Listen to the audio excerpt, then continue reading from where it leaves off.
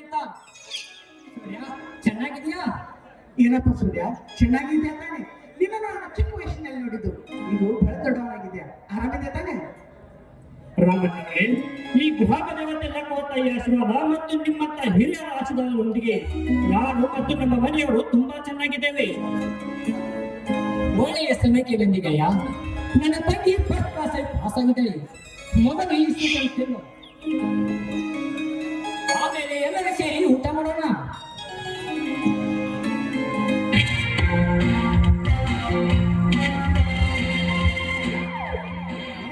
ರೈತ ಸಂಘದ ಅಧ್ಯಕ್ಷರಿಗೆ ಬನ್ನಿ ಸಾಹೇಬ್ರೆ, ಬನ್ನಿ. ರಾಮಣ್ಣನವರೇ, ಏನು ವಿಷಯ ನನ್ನನ್ನು ಬರಲು ಹೇಳಿದ್ರಲ್ಲ? ಹೌದು ಸಾಹೇಬ್ರೆ, ನಿಮ್ಮನ್ನು ನಾನೇ ಬರಲು ಹೇಳಿದ್ದು. ಈ ಊರಿನಲ್ಲಿ ಆ ವಜ್ರಕಾಂತನ ಅಟ್ಟಹಾಸ ಮಿತಿ ಮೀರಿ ನಿಂತಿದೆ. ನಮ್ಮ ಊರಿನಲ್ಲೇ ಕಾನೂನಿನ ಪ್ರಕಾರ ಯಾವುದೇ ಕಾನೂನು ಪ್ರಕಾರ ಇಲ್ಲದೆ ಸಾಲ ಫ್ಯಾಕ್ಟರಿಯನ್ನು ಓಪನ್ ಮಾಡಿದ್ದಾರೆ.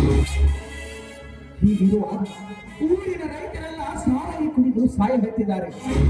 ತಮ್ಮ ಹೊಲ ಮನೆಗಳನ್ನು ಮಾರಿಕೊಂಡು ತಮ್ಮ ಜೀವನವನ್ನೇ ಹಾಳು ಮಾಡಿಕೊಂಡಿದ್ದಾರೆ. ಅಣ್ಣ, ಆ ವಂಚನೆ ಸೇರಿದ್ರೆ ಮನೆಯಲ್ಲಿ ಉಳಿದಿರುತ್ತದೆ. ಅವನಿಂದ ಜನರಿಗಾದ ಅನ್ಯಾಯ ಅತ್ಯಾಚಾರಗಳೆಲ್ಲವನ್ನು ಮಾಡಿದರೆ ಅವನನ್ನು ಇನ್ನೂ ತುಂಡು ತುಂಬಷ್ಟು ಕೋಪ ಬರ್ತಾ ಇದೆ. ಗೆಳೆಯ, ಹಾಗೆಲ್ಲ ಮಾಡಬಹುದಿಲ್ಲ. ಆ ವಜ್ರಕಾಂತ ಸಾಮಾನ್ಯನವನಲ್ಲ. ಅವನ ಹಿಂದೆ ಸಾಕಷ್ಟು ರಾಜಕೀಯ ಸಪೋರ್ಟ್ ಇದೆ. ಅವನಿಗೆ ಕಾನೂನು ರೀತಿಯಿಂದಲೇ ಶಿಕ್ಷೆಯಾಗಬೇಕು. ನೀನು ಆವೇಶದಲ್ಲಿ ದುಡುಕಿ ಕಾನೂನನ್ನು ಕೈಗೆ ತೆಗೆದುಕೊಳ್ಳಬೇಡ.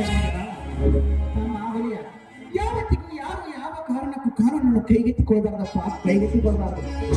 ಸಾಹೇಬ್ರೆ, ಇದಕ್ಕಾಗ ನೀವೇ ಏನಾದರೂ ಉಪಾಯ ಹೇಳಿ. ಸಾರಿ ರಾಮಣ್ಣ, ಸಾರಿ. ನನ್ನಿಂದ ಏನೂ ಮಾಡಕ್ಕಾಗೋದಿಲ್ಲ. ಯಾಕಂದ್ರೆ ವಜ್ರಕಾಂತ್ ತುಂಬಾ ಪವರ್ಫುಲ್ ಮನುಷ್ಯ. ಹೀಗಾಗಿ ಅವನಿಗೆ ರಾಜಕೀಯ ಸಪೋರ್ಟ್ ತುಂಬಾನೇ ಇದೆ. ಈ ಊರಿನ ಜನರು ಅವನ ವಿರುದ್ಧ ಕಂಪ್ಲೇಂಟ್ ಕೊಡೋದಕ್ಕೆ ತುಂಬಾ ಭಯ ಪಡ್ತಾರೆ. ಅಂತದ್ರಲ್ಲಿ ನಾನೇನ್ ಮಾಡ್ಲಿ ರಾಮಣ್ಣ? ಸಾಹೇಬ್ರೆ, ನೀವೇ